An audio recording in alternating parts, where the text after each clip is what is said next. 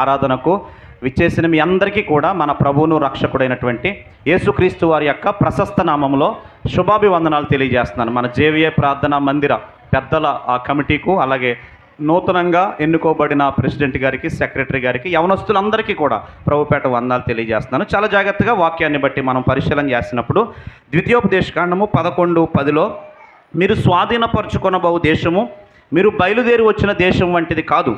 అక్కడ నీవు విత్తనములు విత్తి కూర తోటలు నాటి నీరు కట్టునట్లు నీ కాళ్లతో చేలకు నీవు నీరు కట్టితివి. మీరు నది దాటి స్వాధీనపరుచుటకు వెళ్ళుచున్న దేశము కొండలు లోయలు గల దేశము. దేవునికి మహిమ కలుగునుగా. చాలా జాగ్రత్తగా విషయాన్ని బట్టి మీరు ఆలోచన చేస్తే ఈ మాట ఎవరితో మాట్లాడుతున్నారంటే దైవజనుడైనటువంటి మోషే ఇశ్రాయేలీల యొక్క జనాంగంతో మాట్లాడుతున్నారు. ఏమని మాట్లాడుతున్నారంటే, ఇదిగో మీరు ఈ యొర్దాను నది దాటి అవతలకు వెళ్ళే దేశము దేవుడు మీకు ఇస్తానన్న వాగ్దాన దేశము. దేవునికి మహిమ కలుగునుగాక. ఐగుప్తు దేశంలో ఉన్నట్లుగా కష్టాలు ఉండవు, ఐగుప్తు దేశంలో ఉన్నటువంటిగా బానిసత్వం ఉండదు. మీరు స్వాధీనపరుచుకున్న దేశము అది ఆకాశ వర్ష జలము తాగును. దేవునికి మహిమ కలుగును. ఓ మంచి దేశంలోనికి దేవుడు మిమ్మల్ని అడుగు పెట్టబోతున్నాడని చెప్పి వాళ్ళకి హెచ్చరికగా రెండవసారి మాట్లాడుతున్నాడు కనుక ఈ యొక్క భాగాన్ని ఏమన్నామంటే ద్వితీయోపదేశ కాండము. అంటే ఈ విషయాన్ని గతంలో అంతకు ముందు ఎప్పుడో చెప్పుండొచ్చు. మోషే ఎక్కడ చెప్పాడని మీరు ఆలోచన చేస్తే సీనాయి పర్వతం మీద నుంచి ఆయన క్రిందకి దిగుతూ ఇశ్రాయేలీలతో ఈ మాటలు చెప్పాడు. నిర్గమకాండము కానీ, లేవీ కాండము కానీ, సంఖ్యాకాండము కానీ, ఈ 3 కాండాలు కనుక మనం చూస్తే ఆ మూడింటిలో ఏముందో ద్వితీయోపదేశ కాండంలో కూడా అదే కనబడుతుంది. దేవునికి మహిమ కలుగునుగాక.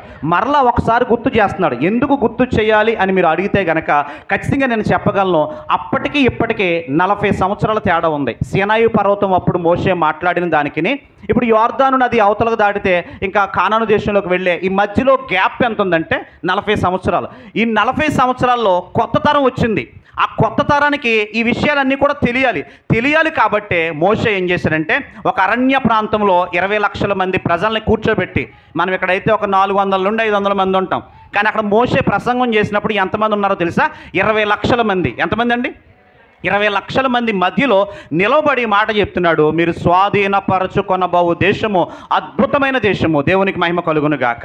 కాబట్టి అంతకుముందున్నట్టుగా ఇప్పుడు మీకు ఉండకపోవచ్చు, చాలా అద్భుతంగా ఉంటుందని చెప్పి మరలా చెప్పే ప్రయత్నం చేస్తున్నాడు. వాస్తవానికి మరలా ఎందుకు ఈ విషయాన్ని చెప్పాలంటే సహజంగా ప్రతి మనిషికి కూడా మర్చిపోయే అలవాటు ఉంది. ఏ అలవాటు ఉందండి?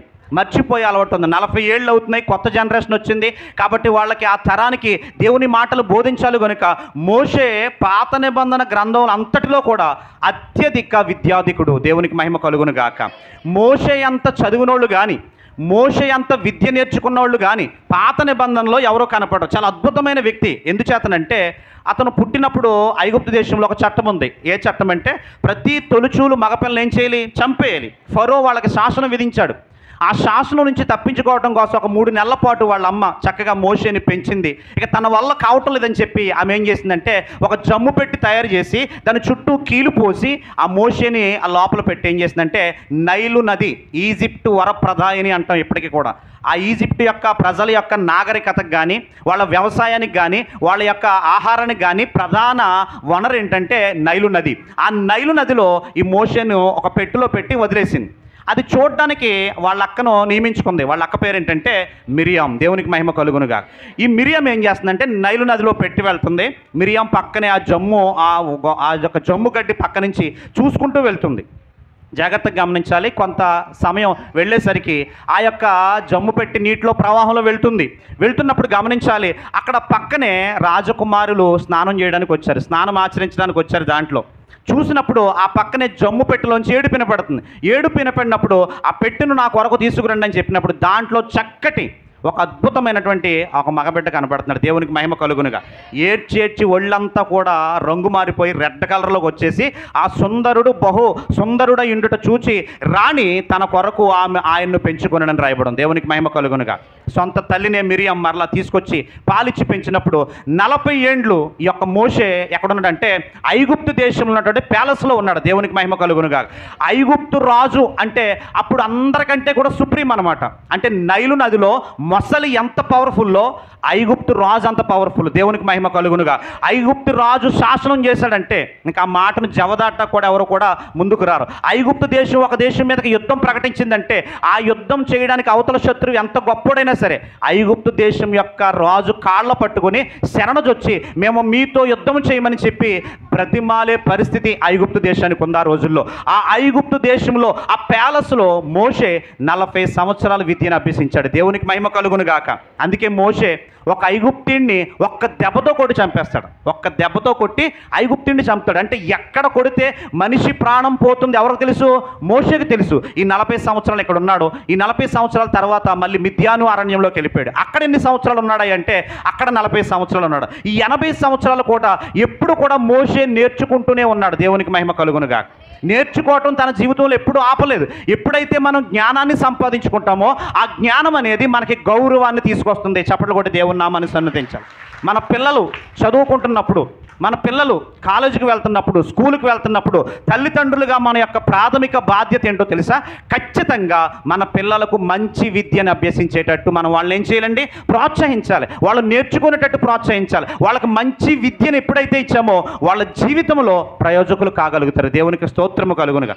మోషే చేసిన పని అదే. ఎప్పుడు కూడా తన జీవితంలో నేర్చుకోవడానికి ఇష్టపడినటువంటి వ్యక్తిగా మోషే కనబడుతున్నాడు. అందుకే ఇశ్రాయేలీలకు రాజ్యాంగం లాంటి గ్రంథం అయినటువంటి తోరా ధర్మశాస్త్రాన్ని మోషే ద్వారా దేవుడు రాయించాడు. దేవునికి మహిమ కలుగును గాక. ఇక్కడ ద్వితీయోపదేశ కాండంలో మోషే మాట్లాడుతున్నాడు, అయ్యా ఆయన మీ కొరకు ఎన్ని గొప్ప కార్యాలు చేశాడో, మీ కొరకు ఎన్ని మహత్కార్యాలు చేశాడో ఒకసారి మీరేం చేయండి, మరలా జ్ఞాపకం చేసుకోండి. 2024వ సంవత్సరం గతించిపోయింది. ఆ 2024వ సంవత్సరంలో దేవుడు మనల్ని ఏ రీతిగా కాపాడాడో, ఏ రీతిగా సంరక్షించాడో ఒకసారి మీరు ఆలోచన చేయండి అంటాడు. సమూయేలు కూడా ఇదే మాట మాట్లాడతాడు. ఇశ్రాయేలీలారా ఆయన మీ కొరకు ఎన్ని గొప్ప కార్యాలు చేశారో తలంచుకొనండి. దేవునికి మహిమ కలుగును గాక. తలంచుకొని ఆయన్ని సేవించుట ఆవశ్యకము. ఆయన మీ కొరకు ఎన్ని గొప్ప కార్యాలు చేశాడో. ఈ రోజున మనం ఈ రీతిగా బ్రతుకుండి చక్కగా జేవిఏ ప్రార్థనా మందిరంలో దేవుణ్ణి ఆరాధన చేస్తున్నామంటే అది దేవుని యొక్క మహాకృప. నమ్మిన వాళ్ళ దేవుని స్తోత్రం చెప్తాం. 2025లో అడుగు పెట్టకుండా చనిపోయినటువంటి వారు చాలామంది ఉండొచ్చు. 2025 కొరకు ప్రణాళికలు చేసుకొని ఇదిగో ఈ సంవత్సరం ఈ పని చేద్దాం, ఈ సంవత్సరం దీన్ని కొందాం, ఈ సంవత్సరం దీన్ని సంపాదించుకుందామని చెప్పి 2024 నవంబర్ డిసెంబర్లో ప్రణాళికలు వేసిన వాళ్ళు 2025 సంవత్సరంలో కనుమరుగైపోయారు. అయితే దేవుని యొక్క సంకల్పంలో నువ్వున్నావు, నేనున్నాను, మన కుటుంబం ఉంది. దేవునికి మహిమ కలుగును గాక. అదే చెప్తున్నాడు సమూయేలు. ఆయన మీ కొరకు ఎన్ని గొప్ప కార్యాలు చేశాడో ఒకసారి మీరు ఏం చేయండి, జ్ఞాపకం చేసుకోండి. అదే మోషే మాట్లాడుతూ అంటున్నాడు, మీరు స్వాధీనపరచుకొనబోవు దేశము, మీరు బయలుదేరి వచ్చిన దేశము ఐగుప్తు దేశం వంటిది కాదు.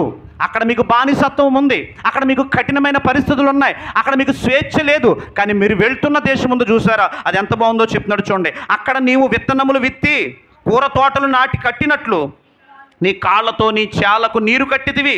మీరు నది దాటి స్వాధీనపరచుటకు వెళ్ళుచున్న దేశము కొండలు లోయలు గల దేశము. దేవునికి మహిమ కలుగును గాక. మౌంటైన్ హిల్స్ అంటాం కదా మనం సహజంగా. కొండలు లోయలు గల దేశము అంటే కొండ అనే మాట మనకు బైబిల్లో ఎక్కడ కనబడుతున్నా ఎత్తైన స్థలాలు ఆశీర్వాదానికి గుర్తుగా కనబడుతున్నాయి. దేవునికి మహిమ కలుగును గాక.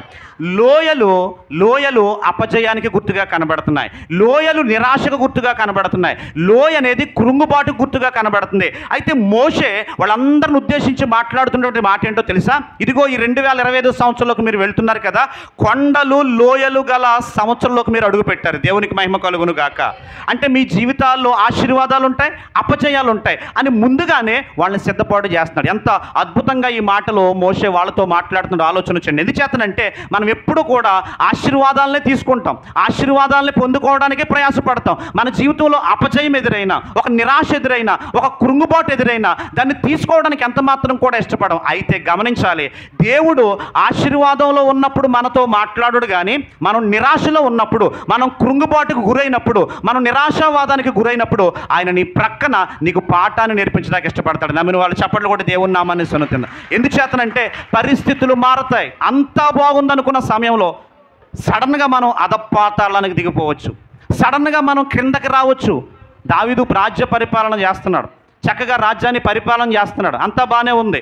అయితే సడన్గా వర్తమానం వచ్చింది దావీదు దగ్గరికి, అయ్యా నీ కుమారుడు 400 మందితో అరణ్యంలో నుంచి బయలుదేరి నిన్ను చంపడానికి వస్తున్నాడు అని దావీదుకి వర్తమానం వచ్చిన వెంటనే దావీదు మహారాజు సింహాసనం మీద దిగి కాళ్లకు చెప్పులు లేకుండా నెత్తి మీద ముసుగు వేసుకుని అరణ్యంలోకి వెళ్ళి దాక్కున్నాడు. దేవునికి మహిమ కలుగును గాక.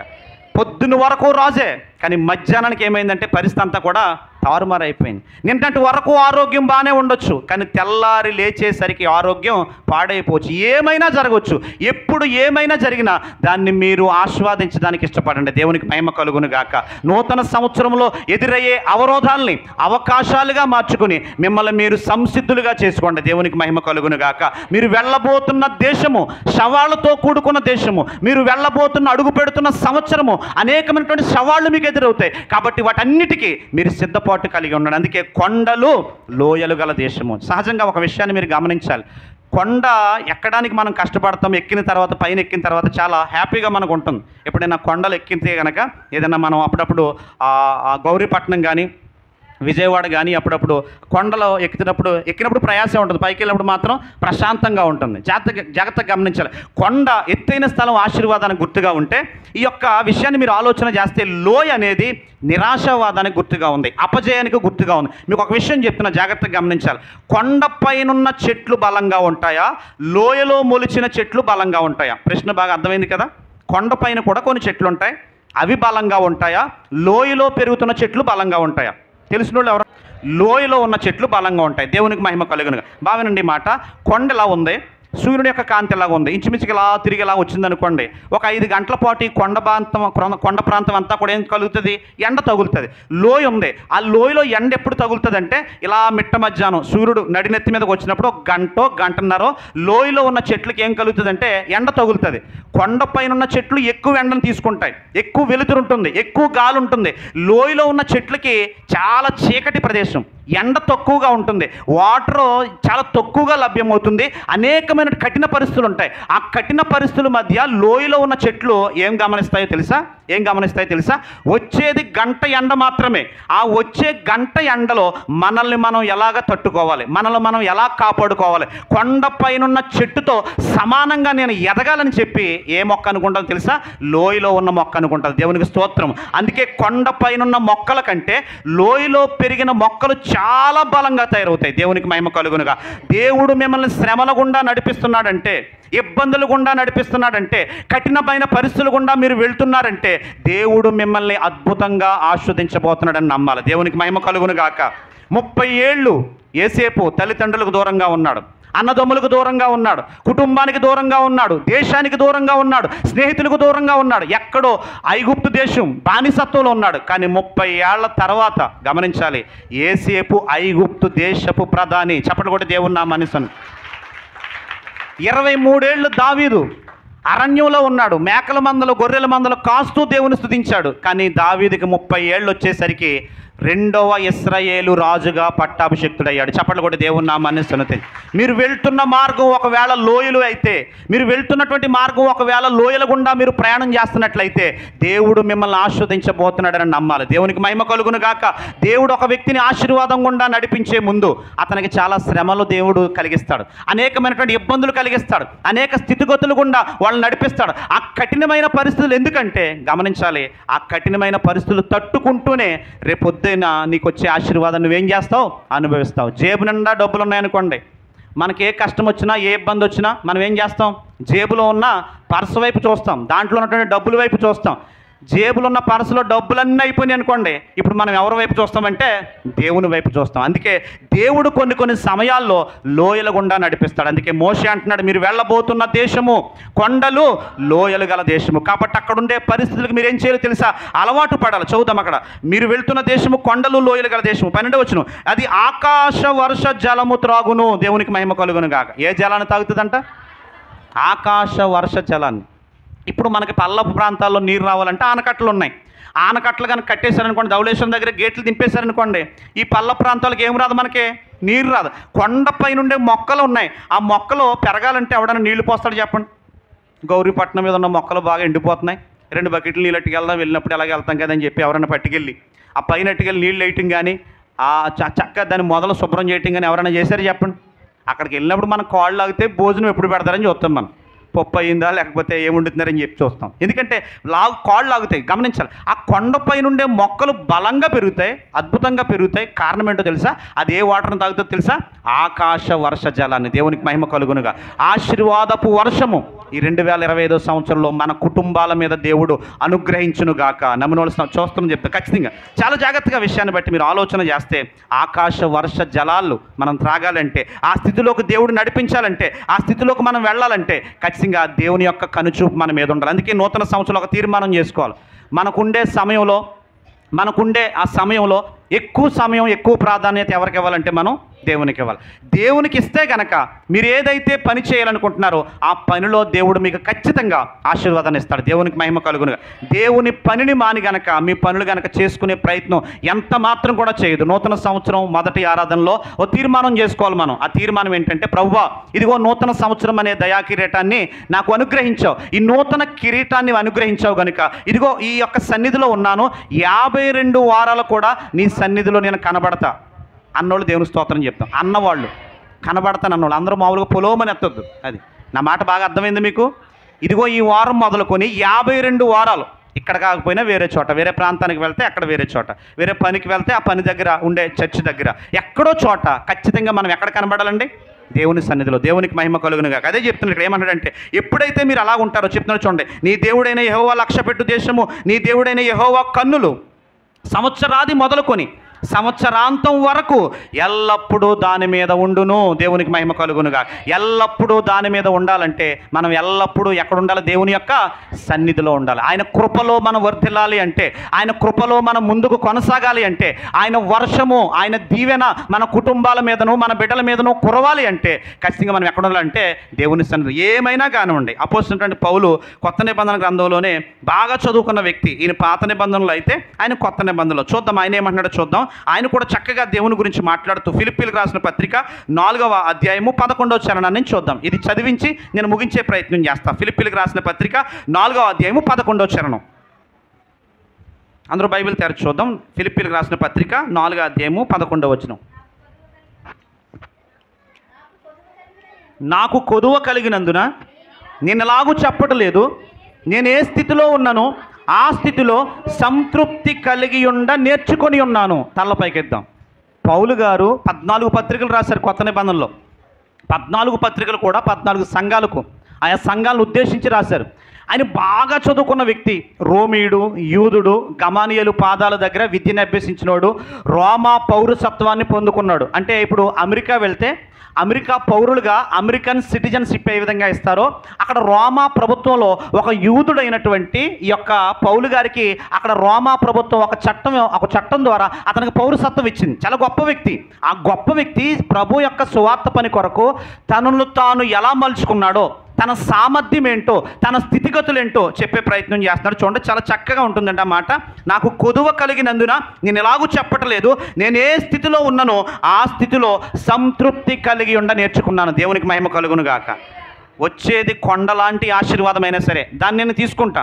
నేను సడన్గా లోయలో పడిపోయినా సరే దాన్ని కూడా నేను తీసుకుంటా. దేవునికి మహిమ కలుగును గాక.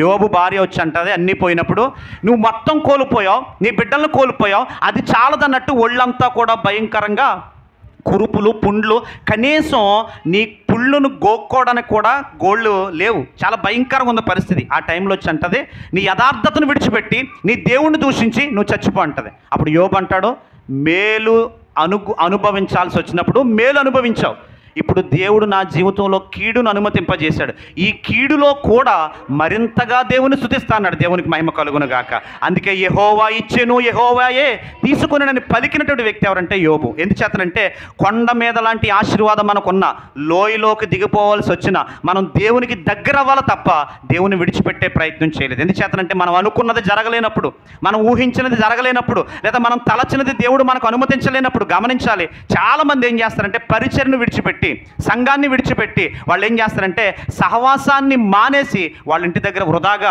కాలక్షేపం చేస్తూ ఉంటారు. అయితే ఇక్కడ పౌలు గారు చెప్తున్నటువంటి మాట ఎంత అద్భుతంగా ఉందో చూడండి. నేను ఏ స్థితిలో ఉన్నానో నేను దేవుని స్తుతిస్తా. 11వ వచనం, నాకు కొదువ కలిగినందున నేను ఇలాగో చెప్పుటలేదు, నేను ఏ స్థితిలో ఉన్నానో ఆ స్థితిలో సంతృప్తి కలిగి నేర్చుకున్నాను. దేన స్థితిలో నెరుగుదును, సంపన్న స్థితిలో నెరుగుదును. దేవునికి మహిమ కలుగును గాక. దీన స్థితి, అన్నీ కోల్పోయిన స్థితి వచ్చినా అక్కడ కూడా నేను ప్రశాంతంగా ఉంటాను. దేవునికి మహిమ కలుగును. ఎంత చక్కగా తన యొక్క సామర్థ్యాన్ని మనకు చెప్తున్నాడో చూడండి. ఎందుకంటే కొత్త సంవత్సరంలో మనం దీన్ని ప్రాక్టీస్ చేయాలి. ఎందుకు చేస్తానంటే కొత్త సంవత్సరంలో ఎదురయ్యే ఒడిదుడుకులన్నీ కూడా మనం తట్టుకొని నిలబడాలి. మళ్ళా డిసెంబర్ 31వ తారీఖు రాత్రి వరకు కూడా దేవుని కాపుదల్లో మనం ఉండాలి. ఎన్ని ఇబ్బందులున్నా, ఎన్ని అనారోగ్యాలున్నా, ఎన్ని కష్ట నష్టాలున్నా ఖచ్చితంగా మనం నిలబడాలంటే ఇతను చెప్తున్నటువంటి మాటలు మనం చాలా జాగ్రత్తగా ఆలోచన చేయాలి. దీన స్థితిలో ఉండనెరుగుదును, సంపన్న స్థితిలో ఉండనెరుగుదును, ప్రతి విషయంలోనూ అన్ని కార్యములోనూ కడుపు నిండి ఉండుటకును, ఆకలిగొని నిండి ఉండుటకును, సమృద్ధి కలిగి ఉండుటకును, లేమిలో ఉండుటకును నేర్చుకొని ఉన్నాను. దేవునికి మహిమ కలుగు. నేను దాన్ని నేర్చుకున్నాను. జేబులో 1,00,000 రూపాయలు ఉన్నప్పుడు నేను ఏ రీతిగా మాట్లాడుతున్నానో, ఏ రీతిగా నా యాటిట్యూడ్ ఉందో, ఏ రీతిగా నా ప్రవక్త ఉందో, జేబులో రూపాయి కూడా లేనప్పుడు అలాగే ఉండాలి. దేవునికి మహిమ కలుగునుగా. అప్పుడు ఇప్పుడు ఒకేలాగా బ్యాలెన్స్డ్గా ఉండాలి. కొంతమంది ఈజీగా తెలిసిపోతారండి. కొంతమంది డబ్బులుంటే చాలా ఈజీగా తెలిసిపోతారు. ఎలా ఈజీగా తెలిసిపోతారంటే వాళ్ళ మాట తీరులో ఏమొస్తుందంటే మార్పు వస్తూ ఉంది. కానీ ఇక్కడ ఏమంటాడు తెలుసా? దరిద్రత నాకు తెలుసు, ఐశ్వర్యం కూడా నాకు తెలుసు. దేవునికి మహిమ కలుగునుగా. అప్పుడు గతంలో ఒకసారి ప్రజారాజ్యం పార్టీ పెట్టినప్పుడు చిరంజీవి గారు తిరుపతిలో ఈ మాట ఉపయోగించారు. ఎంతమంది గుర్తుందో లేదో తెలియదు, కానీ నాకు గంజి తెలుసు, బెంజి తెలుసు అన్నాడు. ఏమన్నాడండి ఆయన? గంజి తెలుసు, నాకు బెంజి తెలుసు. అంటే గంజి తాగిన పరిస్థితులు నా జీవితంలో ఉన్నాయి, నేను బెంజుకోరెక్కి ప్రశాంతంగా తిరిగినటువంటి రోజులు కూడా నా జీవితంలో ఉన్నాయి. పౌలు గారు కూడా అదే రీతిగా మాట్లాడుతున్నాడు. నాకు కడుపు నిండి ఉండుట తెలుసు, కటిక దరిద్రం కూడా నాకు తెలుసు. దేవునికి మహిమ కలుగునుగా. అయితే ఏ స్థితిలో ఉన్నా సరే నా స్థుతి మాత్రం మారదన్నాడు. చప్పట్లు కొట్టి దేవుని నామాన్ని సన్నిధి.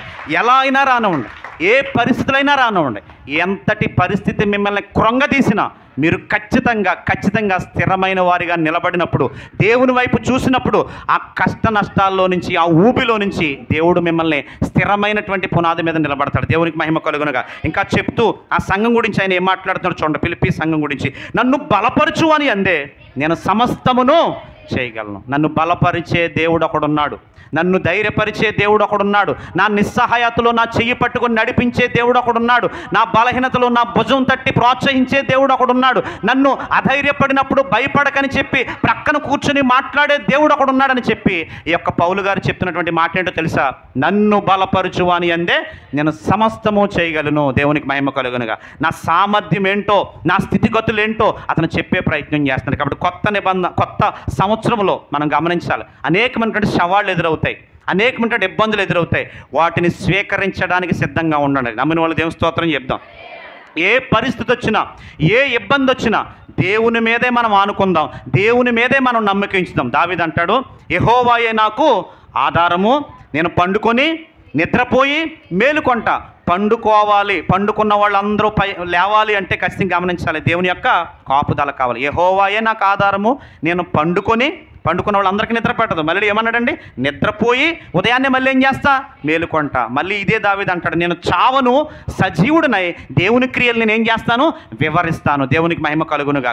ఎంతటి కష్టం వచ్చినా, ఎంతటి ఇబ్బంది వచ్చినా తను ఎప్పుడు కూడా దాన్ని పాజిటివ్గా తీసుకోవడానికి ఇష్టపడ్డాడు. అంతే తప్ప ఎదురవుతున్నటువంటి శ్రమలు బట్టి అతను ఎప్పుడు దుఃఖపడే పరిస్థితిలోకి వెళ్ళలేదు. చార్లీ చాప్లిన్ ఒక మాట అంటాడు, నా జీవితంలో విషాదంగా గడిచిన రోజు ఏదైనా ఉందంటే అది నేను నవ్వని రోజు అంటాడు. దేవునికి మహిమ కలుగునుగా. నా జీవితంలో విషాదంగా గడిచిన రోజు ఏదైనా ఉందంటే అదేంటంట? నవ్వని రోజు అంట. మానసికంగాను మంచి ఆహారం దొరుకుతుంది కనుక జాగ్రత్తగా సిద్ధపాటు కలిగి ఉండాలి. కాబట్టి గమనించాలి, నేను ఏ స్థితిలో ఉన్నా ఆ స్థితిలో నేను ఏం చేస్తానంటే ఖచ్చితంగా దేవుణ్ణి స్తుతించే ప్రయత్నం చేస్తాను. యెహోవాయే నాకు ఆధారము, నేను పండుకొని నిద్రపోయి మేలుకొంటా. దేవునికి మహిమ కలుగును గాక. ఇక్కడ ఏమన్నాడంటే నన్ను బలపరచు అని అందే నేను సమస్తాన్ని కూడా చేస్తా. అయినను నా శ్రమలో మీరు పాలు పుచ్చుకున్నది మంచి పని. ఫిలిప్పీలారా, ప్రశంసిస్తున్నాడు చూడండి, 15వ వచనం అండర్లైన్ చేసుకోండి. ఫిలిప్పీలారా, సువార్తను నేను బోధింపనారంభించి మాసిదోనియా నుండి వచ్చినప్పుడు ఇచ్చు విషయంలోను పుచ్చుకొని విషయంలోను మీరు తప్ప మరే సంఘపు వారును నాతో పాలివారు కాలేదని మీకు తెలియను. దేవునికి స్తోత్రం కలు. ఫిలిప్పీ సంఘాన్ని ప్రశంసిస్తున్నాడు. ఎంత బాగా ప్రశంసిస్తున్నాడంటే, ఫిలిప్పీ సంఘంలారా, ఖచ్చితంగా మీరు ఇచ్చే విషయంలో కానీ పుచ్చుకునే విషయంలో కానీ మీతో సరి సమానమైన సంఘం లేదు. దేవునికి మహిమ కలుగునుగాక. 2వ తారీఖుని మనం క్రిస్మస్ చేసాం. మన సంఘంలో పెద్ద వ్యాపారస్తులు లేరు, పెద్ద పెద్ద ఉద్యోగస్తులు లేరు, అలాగని చెప్పి పెద్ద పెద్దగా కూడబెట్టి ఆస్తులు సంపాదించి భూములు సంపాదించిన వాళ్ళు అంతకంటే లేరు. 100కి 80% కుటుంబాల్లో ఖచ్చితంగా రోజు కష్టపడితేనే కానీ కడుపు నిండనటువంటి పరిస్థితి. ఎందుకంటే వేల మంది ఏమీ లేరు, మీరు వందల మందే కనుక మీ కుటుంబ నేపథ్యం ఏంటో మీ కుటుంబ స్థితిగతులు ఏంటో మాకు తెలుసు. అయినప్పటికీ కూడా క్రిస్మస్ ఆరాధన కొరకు లక్షలాది రూపాయలు వెచ్చించి ఆ యొక్క కార్యక్రమాన్ని నిర్వహించారు. ఒకసారి గట్టిగా చప్పట్లు కొట్టుకోండి మీకు మీరు. చాలా అద్భుతమైన విషయం అన్నాడు. ముంజవరంలో కానీ గన్నవరం మండలంలో కానీ చాలా సంఘాలు ఉండొచ్చేమో కానీ మనం చేసినంత గంభీరంగా, దేవుణ్ణి మహిమపరిచినంత గంభీరంగా మరే సంఘపు వారు చేయటం లేదని ఖచ్చితంగా ఇక్కడ నిలవబడి నేను చెప్పగలను. దేవునికి మహిమ కలుగును. ఇదంతా ఎలాగంటే దేవుని పట్ల మీకు కలిగి ఉన్న ప్రేమను బట్టే. పౌలు అంటున్నాడు, నాకే స్థితి ఉన్నా సరే, ఇదిగో ఫిలిప్పీ సంఘం వారులారా, మీరు అన్ని విషయాల్లో కూడా నెంబర్ 1గా ఉన్నారు. దేవునికి మహిమ కలుగునుగా. నేను జైల్లో ఉన్నప్పుడు విడిచిపెట్టలేదు, నేను మాసిదోనియా పట్టణంలో ఉన్నప్పుడు విడిచిపెట్టలేదు, నన్ను రాళ్ళిచ్చుకొని కొట్టడానికి ప్రయత్నం చేసినప్పుడు కూడా మీ ప్రాణాలకి అడ్డు తగిలి ఖచ్చితంగా నన్ను ఏం చేశారో తెలుసా, మీరు కాపాడారు. అందుకే ఇక్కడ అంటున్నాడు, చక్కగా వాళ్ళని ప్రశంసిస్తూ మాట్లాడుతాడు. ఫిలిప్పీలారా, సువార్తను నేను బోధన ఆరంభించినప్పుడు మాసిదోనియా నుండి వచ్చినప్పుడు ఇచ్చు విషయంలోనూ పుచ్చుకునే విషయంలోనే మీరు తప్ప మరి ఏ సంఘపు వారును నాతో పాలివారు కాలేదని మీకే తెలియను. 16వ వచనం, ఎలాగనగా దెస్సలోనికైలో కూడా మీరు మాటి మాటికి నా అవసరము తీర్చుటకు సహాయము చేసితిరి. దేవునికి మహిమ కలుగును. మాటి మాటికి అంట, ఒక్కసారి ఇచ్చి ఊరుకోలే, మాటి మాటికి సహాయం చేసి దేవుని పని గంభీరంగా చేయడానికి వాళ్ళు త్యాగపూరితమైనటువంటి కానుకలు ఇచ్చి పౌలు గారి యొక్క సువార్త పనిని అద్భుతంగా ముందుకు పంపించారు. చూద్దాం. ఎలాగనగా దెస్సలోనికైలో 17వ వచనం, నేను వీటిని ఆపేక్షించి ఇలాగూ చెప్పట్లేదు కానీ మీ లెక్కకు విస్తార ఫలము రావాలని అపేక్షించుచున్నాను. అంటే మరలా మీరు ఏదో ఇస్తారని నేను ఈ మాటలు చెప్పట్లేదు కానీ మీరు ఇచ్చిన దానికి ప్రతిఫలం పొందుకోవాలి. నూతన సంవత్సరంలో నమ్మిన దేవుని స్తోత్రం చెప్పండి. 10,000 ఖర్చు పెట్టారా, 20,000 ఖర్చు పెట్టారా, 30,000 ఖర్చు పెట్టారా, మీరు ఎంతైతే ఖర్చు పెట్టారో దానికి 100 అంతల ప్రతిఫలము నా దేవుడు మీకు అనుగ్రహించును గాక. ఖచ్చితంగా రావాలి. అదే అంటున్నాడు ఇక్కడ. మీరు ఇచ్చినవి ఉన్నాయి చూసారా, ఆ ఇచ్చిన దానికంటే మీరు ప్రతిఫలం పొందుకోవాలి. ఈ నూతన సంవత్సరంలో నూతనంగా అనేకమైనటువంటి కార్యక్రమాలు మీ కుటుంబాల్లో జరగాలి, నూతనంగా మీ కుటుంబాలు దీవించబడాలి, నూతనంగా మీరు అభివృద్ధిలోనికి నడిపించబడాలి అని ఒక సంఘ కాపరిగా ఆయన ఆపేక్షిస్తూ ఆ ఫిలిప్పీ సంఘాన్ని ప్రోత్సహిస్తున్నాడు. 18వ వచనం చూడండి, నాకు సమస్తమును సమృద్ధిగా కలిగి ఉన్నది, మీరు పంపిన వస్తువులు ఎఫ్రోదీతు వల్ల పుచ్చుకొని ఏమీ తక్కువ లేక ఉన్నాను, అవి మనోహరమైన సువాసనయు దేవునికి ప్రీతికరమును ఇష్టమునై ఉన్న యాగమునై ఉన్నవి. 19వ చరణం, కాగా దేవుడు తన ఐశ్వర్యము చొప్పున క్రీస్తు యేసునందు మహిమలో మీ ప్రతి అవసరము ఈ 2025వ సంవత్సరంలో తీర్చబడునుగాక. దేవునికి స్తోత్రం చెప్తాను. ఖచ్చితంగా పౌలు ఎఫెసీ సంఘాన్ని, ఆ సంఘానికి ఉన్నటువంటి అవసరతల గురించి ఆయన మాట్లాడుతూ చక్కగా మాట్లాడుతున్నాడు. ఇదిగో క్రీస్తు యేసునందు ఆయన ఐశ్వర్యవంతుడైనటువంటి దేవుడు, ఆయన ఐశ్వర్యంలో మీకున్నటువంటి ఇబ్బందులు, మీకున్నటువంటి శ్రమలు అన్నిటినీ దేవుడు తీర్చునుగాక. కాబట్టి నూతన సంవత్సరంలో నూతన వాగ్దానం, దేవుడు సంవత్సరాది మొదలుకొని సంవత్సరాంతం వరకు ఆయన కన్నులు మన మీద ఉంటాయి. కొండలు ఎదురైనా, లోయలు ఎదురైనా మీ ప్రయాణం కొనసాగుతూనే ఉండాలి. దేవునికి మహిమ కలుగును గాక. మీ రోజువారీ కార్యక్రమాలు మీరు అలసత్వం చేయకుండా ఖచ్చితంగా దేవుడు మీకు ఇచ్చినటువంటి పనిలో నమ్మకంగా మనం కొనసాగుదాం. మన కుటుంబాలే కాదు, మన రాబోతున్నటువంటి తరాలను కూడా దేవుడు దీవిస్తాడు. అందుకే ఆయన మీ పట్ల ఎన్ని గొప్ప కార్యములు చేశానో ఒక్కసారి మీరు ఏం చేయండి, తలంచుకోండి, ఒక్కసారి జ్ఞాపకం చేసుకోండి, మళ్ళొక్కసారి మళ్ళీ జ్ఞాపకం చేసే ప్రయత్నం చేస్తున్నారు. కాబట్టి ఆ రీతిగా మీరు జ్ఞాపకం చేసుకుని దేవుణ్ణి మీరు ఏం చేయాలంటే సేవించాలి. దేవుడి మాటలు వినికుల్లో దీవించి ఆస్వాదించును గాక. పెద్దల్ని బాధల్ని దీవించి ఆస్వాదిస్తారని మరి ఇప్పుడు ప్రారంభించిన ప్రతి కార్యక్రమాన్ని ఎటువంటి ఆటంకాలు లేకుండా జరిగిస్తున్న స్తోత్రాలు చెల్లిస్తూ ఉన్నాం. ఇక్కడ చెప్పిన ప్రతి సాక్ష్యం ఆలకించండి. మా యొక్క ఆత్మీయ పిల్లల కుటుంబాలను దీవించండి. ఇంకొక దేశ విదేశాల్లో ప్రభా ఈ కార్యక్రమాలు ఇప్పుడు ప్రభా 1,500 మంది చూడటం జరిగింది. ఇక ముందు కూడా తండ్రి సంవత్సరం పొడవు కూడా అనేక వేల మంది చూస్తూ సబ్స్క్రైబ్ చేసుకునే గొప్ప కార్యం చేయండి. ప్రతి ఒక్కరిని బలపరచండి. ఇక్కడ ఏర్పాటు చేస్తున్నటువంటి ప్రతి నాయన ఆర్కెస్ట్రా వాయిస్తున్న బిడ్డలను, అలాగే తండ్రి వాగ్దానాలు సిద్ధపాటు చేస్తున్న బిడ్డలను, అలాగే తండ్రి యూట్యూబ్ మీటింగ్ చేస్తున్నటువంటి బిడ్డలను, అలాగే తండ్రి ఇక్కడ ఏ కార్యక్రమాలు ఎవరి ద్వారా జరుగుతూ ఉన్నాయో వంటల ప్రభావ సంవత్సరం పొడుగు తండ్రి బిడ్డ శ్రీనిబాబు వంట కార్యక్రమంలో పాల్గొన్న బిడ్డలను, అలాగే యూత్ ప్రెసిడెంట్ సెక్రటరీని, అలాగే తండ్రి స్త్రీ సమాజ వారిని ప్రతి ఒక్కరిని బలపరిచి సండే స్కూల్ బిడ్డ మీ టీచర్స్ని బలపరచండి. ముఖ్యంగా సంఘ పెద్దల ప్రభావ ఎంతో సాక్షికంగా కార్యక్రమం నిర్వహించారు. అందరూ దీవించి ఆస్వాదించండి. నాయన జరగబోయే కార్యక్రమం హస్తం నుంచి వారు తీసుకుని ప్రతి అర్పణ మీ చేతులు పెడుతుండగా మీరే దీవించి మీరే మహిమ పొంది బలపరుస్తారు. అది మా రక్షకుడు యేసుక్రీస్తు వారి నామమున ప్రార్థన స్తుతించి అడిగి వేడుకొనుచున్నాం మా పరలోకపు తండ్రి. ఆమేన్. నాతో చెప్పండి. పరలోకమందు మా తండ్రి, మీ నామం పరిశుద్ధపరచబడిన గాక, మీ రాజ్యం వచ్చును గాక, మీ చిత్తము పరలోకమందు నెరవేరినట్లు భూమి యందును నెరవేరును గాక. మాకు కావలసిన మరునాహారము నేడు మాకు దయచేయండి. మరణస్తులను మేము క్షమించి ఉన్న ప్రకారము మరణములను క్షమించండి. మమ్ములను శోధనలోనికి తేక కీడు నుంచి దుష్టుని బారి నుంచి తప్పించండి. రాజ్యము, శక్తి, మహిమ నిరంతరము నీవై ఉన్నావు తండ్రి. ఆమేన్, ఆమేన్, ఆమేన్. మన పరమ తండ్రి యెహోవా దేవుని ప్రేమ, కుమారుడు యేసుక్రీస్తు వారి కృప, పరిశుద్ధాత్మిక అన్యోన్య సహవాసం, సమాధానం ఇప్పుడు ఎల్లప్పుడూ ఇక్కడ పరిశుద్ధులకును సర్వలోక పరిశుద్ధులకును మరి 2024 సంవత్సరం కాశీ కబండికి 25 ప్రభా ఇచ్చిన జరిగిన క్రిస్మస్ కార్యక్రమానికి దానికి సహకరించిన వారికి చెప్పిన సాక్ష్యాలకి ఈ వెంకటలక్ష్మి ప్రభా తన కుమారుడిని హాస్పిటల్ తీసుకెళ్తున్న బిడ్డ ఆరోగ్యానికి, జరుగుతున్న రాజు ఆరోగ్యానికి, ఇంకా 15 రోజుల అందరూ ఆరోగ్యానికి మరి నేను తోడు నడిపించి ఆశించి కాశీ కాపాడును గాక.